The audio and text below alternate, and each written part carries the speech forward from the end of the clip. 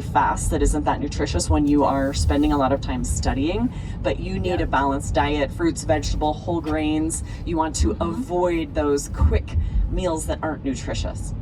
Yeah, and there are quick grab and go things that are healthy, like yogurt, Greek yogurt, cottage cheese, things that are just kind of like nuts, high protein. Yeah. Yeah, those are just as quick as going through the McDonald's drive-thru. I mean, yeah, when it comes to a grocery store, that's true, right? Choose those healthier snacks when you're going to grab something to keep your energy up. And then our second tip is meditate or try yoga. Yeah, I love this, right? Yes, right. Meditation helps focus your attention and quiet those jumbled thoughts. Or if you start to feel kind of panicky or super stressed out, it's worth it to take a few minutes to meditate. Lindsay, I know you are big into meditation. Have you ever used it when studying for an exam? I can't say that I have, but I do think it would be smart, because what we want to do on an exam is get the mental noise away from us so we can actually focus on answering the questions. And that's really what meditation does. It kind of puts that mental noise in its place, right? It doesn't like berate the noise. It doesn't, get upset with the noise. It doesn't add more drama to the noise, but there is noise, and we put it in its place. And the main focus then in our mind can become the material for the exam.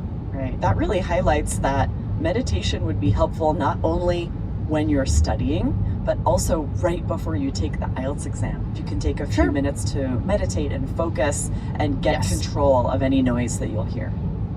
Sometimes I'll do that right before like a really important meeting or something. I'll just sit down and meditate for 5 minutes, and it puts you in a really good place. Physically, it signals to your brain to calm down, and you can be more effective in that meeting. So it's got to help for test prep, for sure. And you don't have to be in a dark, silent room to meditate, right? Most people are able to grab that time for meditation when they're out walking, even like on your commute, maybe on the bus. You can practice deep breathing. You could listen to a guided meditation in your, headphones. Because it's difficult to find that time when you're alone and it's silent.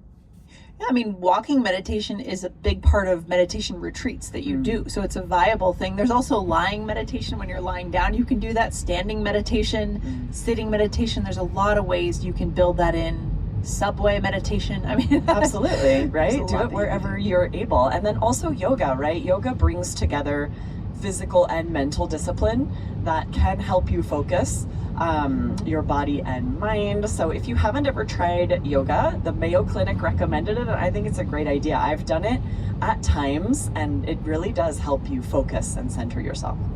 Absolutely. And then connection is the third tip, right? And this is our number one motto here at All Ears English is connection. Connect with others. Aubrey, tell us about this. Yeah, I loved that the Mayo Clinic had this as one of theirs because you hear this from us all the time, but you may not have really thought about this as much as part of your IELTS study journey, how important it is to connect with others, right? If you're stressed and irritable, you may have a tendency to isolate yourself. You might not feel like being around other people, but instead, really, you should be reaching out to family, friends. You should be making social connections, and definitely finding speaking partners, finding other people who are studying for IELTS. Don't go it alone, as they say. Yeah. Maybe in college you camped out in the library during finals week for like 4 days in a row, but you're an adult now, right? And we have new skills as an adult, and we know that to be healthy, we need that balance of connection and socialization. So do it differently than how you did things in college, right? Yes. And learning a language is very different than memorizing facts for like a biochemistry exam, right? It should be social. It should be building connections and speaking to other people and learning together. So it's not the same as every other subject that you might take a test for. It lends itself toward connection. Yeah, that's a really good point, Aubrey. I love that. Okay, we are moving on to tip number 4, learn to say no. Everyone has physical and emotional limits, right, Aubrey? Exactly. You may have to say no to some activities or tasks while dedicating time to getting your IELTS score.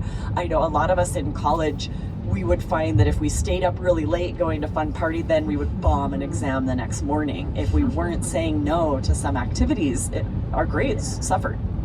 Yeah, it might sound counterintuitive with tip number 3, but it's quality, not quantity, right? Exactly. So how high quality is that socializing experience going to be? You can make those choices, right? Exactly. And it's not just about saying no to like social activities. It also might be time spent on other tasks or hobbies. If you feel yourself approaching burnout, you just don't have time to do everything you need done, you have to prioritize yourself.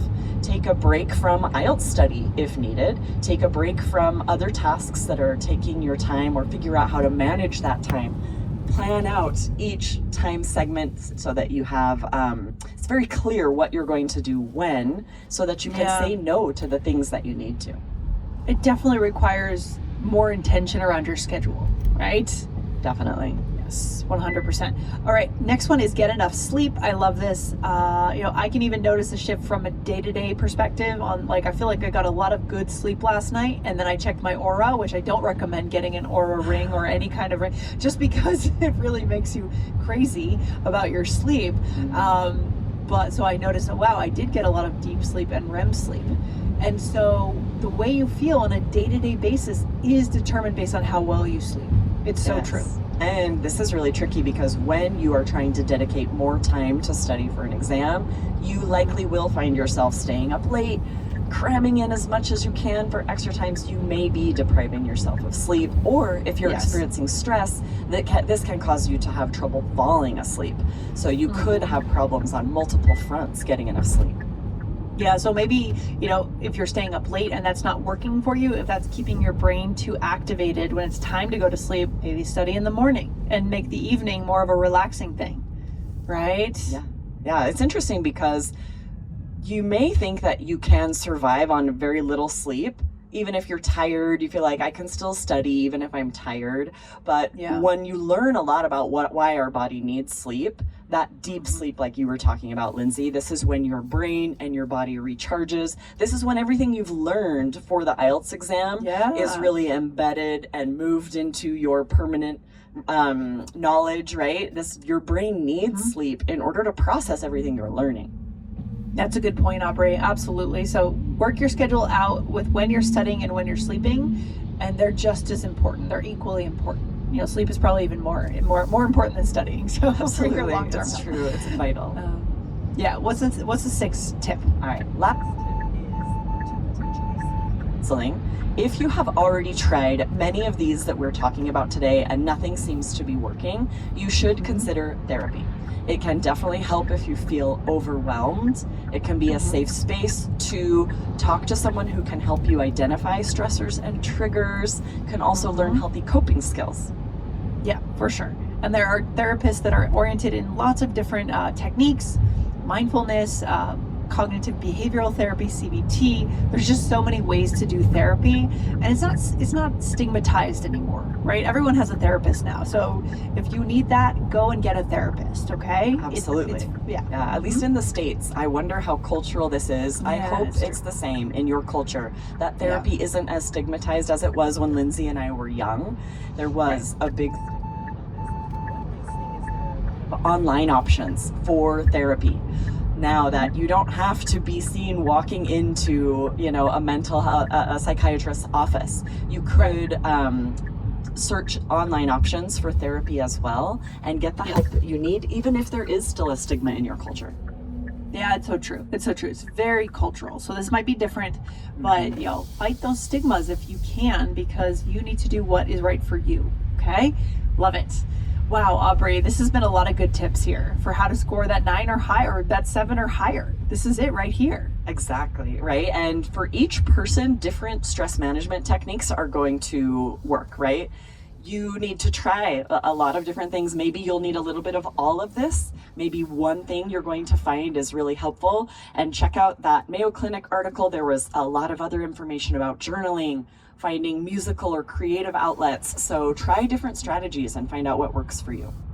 Yeah, but figure it out, take control, take ownership. I think the key is not being like a victim of stress, actually. Like, you're in the driver's seat of your own life. You're in the driver's seat of deciding whether you're going to get past IELTS or not pass it, right? Depending on how you take action. So it's all up to you. What are you going to do if you're feeling stress? Yeah, Yes, very true. And one of the best ways to manage stress is to make sure that you are following a study plan. You have a study system so that you know all of your time is spent as wisely as it can be.